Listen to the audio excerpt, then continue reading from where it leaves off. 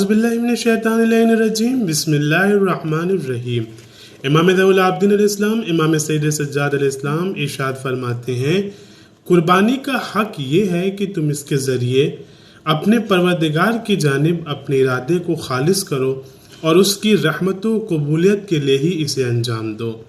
قربانی کے ذریعے تمہارا مقصد لوگوں کو دکھاوا ہونا نہیں چاہیے، لوگوں کو دکھانا ہونا نہیں چاہیے، دکھاوا ہونا نہیں چاہیے۔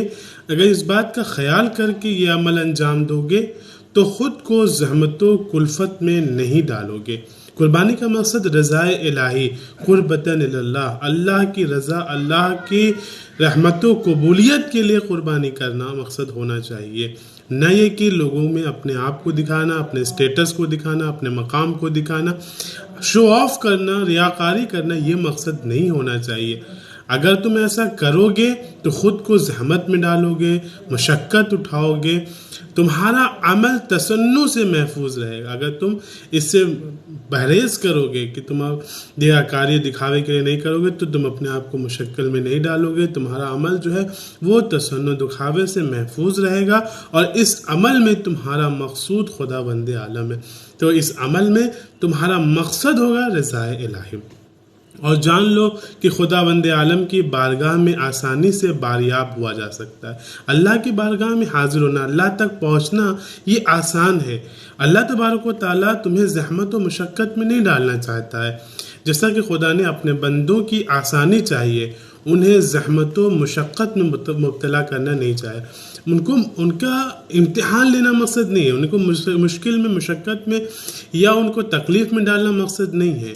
یہ کہ ہم دکھاوے کے لیے بہت اپنے آپ کا اسٹیٹس دکھانے کے لیے اگر کریں گے قربانی، تو قربانی کا مقصد یہاں پر ایک چیز اور بھی کلیئر کر دینا ہے کہ جو عید الفطر میں بکرے کی قربانی ہوتی ہے اس کا یہاں پر تذکرہ صرف اس کا نہیں ہے، بلکہ جو بھی ہم راہ خدا میں قربان کر رہے ہیں، جو بھی قربانی ہم پیش کر رہے ہیں، اس بات سے پرے ہو کر کے دکھاوے کے لیے نہیں ہونا چاہیے، اللہ کی رضا کے لیے ہونا چاہیے۔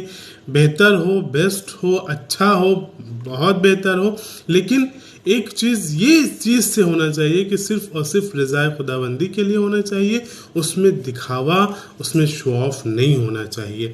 اسی طرح اس کی بارگاہ میں تمہارا فروتنی کرنا، اپنے آپ کو چھوٹا بنا کے پیش کرنا، اپنے آپ کو کمتر بنا کر پیش کرنا، تمہارے غرور و تکبر کرنے سے بہتر ہے، کیونکہ کلفت و مشقت جاہ و منصب کے بھوکے لوگوں کے لیے ہے اور انہی کے جانب سے ہے۔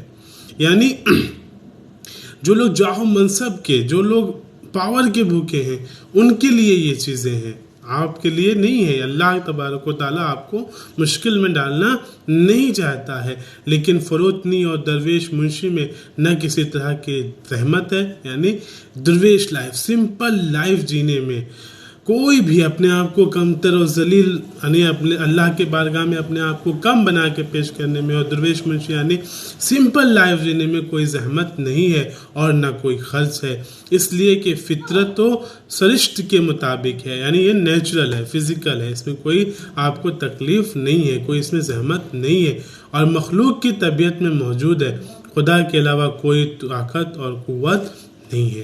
اس کا جسٹ یہی ہے کہ اگر ہم دکھاوے کے لیے قربانی سیکریفائز کریں گے تو وہ ہمیں مشقت میں ڈالے گی، تکلیف میں ڈالے گی۔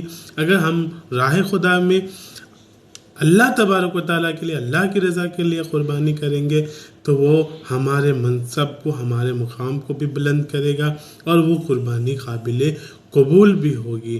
اور ہم دکھاوے کے لیے اگر کریں گے تو مشقت، تکلیف اٹھانی پڑے گی۔